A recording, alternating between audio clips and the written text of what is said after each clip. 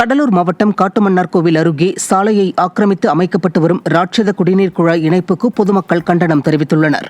கீழக்கடம்பூர், மேலக்கடம்பூர் உள்ளிட்ட பகுதிகளின் வழியாக சாலையை சேதப்படுத்தும் விதத்தில் ராட்சத குடிநீர் குழாய் புதைக்கும் பணி நடைபெற்று வருகிறது. இந்த குழாய் இணைப்புக்கு சரியான திட்டமிடல் இல்லாமல் சாலையை சேதப்படுத்தியதாக அப்பகுதி மக்கள் குற்றம் சாட்டியுள்ளனர்.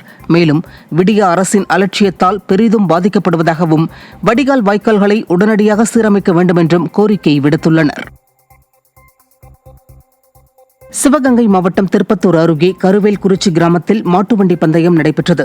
இந்த மாட்டுவண்டி பந்தயத்தில் பெரிய மாடு பிரிவில் 17 ஜோடிகள், சின்ன மாடு பிரிவில் 28 ஜோடிகள் என மொத்தம் 45 ஜோடிகள் பங்கேற்றன. இதில் சிவகங்கை, மதுரை, புதுக்கோட்டை, தஞ்சாவூர், ராமநாதபுரம் உள்ளிட்ட பல்வேறு மாவட்டங்களிலிருந்து போட்டியாளர்கள் கலந்து கொண்டனர். போட்டியில் வெற்றி பெற்ற மாடுகளின் உரிமையாளர்களுக்கும் அதை ஓட்டி வந்த சாரதிகளுக்கும் வெற்றி கோப்பைகளும் பரிசுகளும் வழங்கி கௌரவிக்கப்பட்டது. இந்த பந்தயத்தை ஏராளமான பார்வையாளர்கள் உற்சாகத்துடன் கண்டுகளித்தனர். மதுரை யானமலை ஒத்தக்கடை தேசிய நெடுஞ்சாலையில் மழையாய் குவியும் குப்பை மேடுகளால் நோய் தொற்று ஏற்படும் அபாயம் ஏற்பட்டுள்ளது. மதுரை திருச்சி தேசிய நெடுஞ்சாலையான ஒத்தக்கடை சந்திப்பில் முதல் கருப்பையூரணி பகுதி வரை டன் கணக்கிலான குப்பைகள் குவித்து வைக்கப்பட்டுள்ளன. மேலும் சாலையோரங்களில் மனித கழிவுகளோடு இறைச்சிகள், உணவு கழிவுகளை கொட்டுவதால் தேசிய நெடுஞ்சாலை பகுதி முழுவதிலும் கடுமையான துர்நாற்றம் வீசுகின்றன. குப்பைகளை அகற்ற உள்ளாட்சி நிர்வாகமோ குப்பைகளை கொட்டுவதாலும் நெடுஞ்சாலைகள் குப்பை மேடுகளாக மாறும் அவல நிலை ஏற்பட்டுள்ளது. விடியா மாவட்ட நிர்வாகம் இது குறித்து உரிய நடவடிக்கை எடுக்க வேண்டும் என மக்கள் கோரிக்கை வைத்துள்ளனர். காஞ்சிபுரம் மாவட்டம் ஸ்ரீபெரும்புதூர் அருகே சார் பதிவாளர் அலுவலகத்தில் லஞ்ச ஒழிப்புத்துறை நடத்திய சோதனையில் கணக்கில் வராத 2 லட்சம் ரூபாய் பணம் பறிமுதல் செய்யப்பட்டது. திருமங்கை ஆழ்வார் சாலையில் சார் பதிவாளர் அலுவலகம் இயங்கி வருகிறது.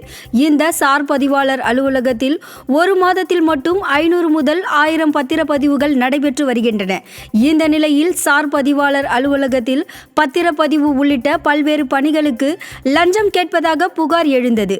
இதையடுத்து மாவட்ட லஞ்ச ஒழிப்பு போலீசார் நடத்திய சோதனையில் கணக்கில் வராத 2 லட்சம் ரூபாய் பணம் கைப்பற்றப்பட்டன.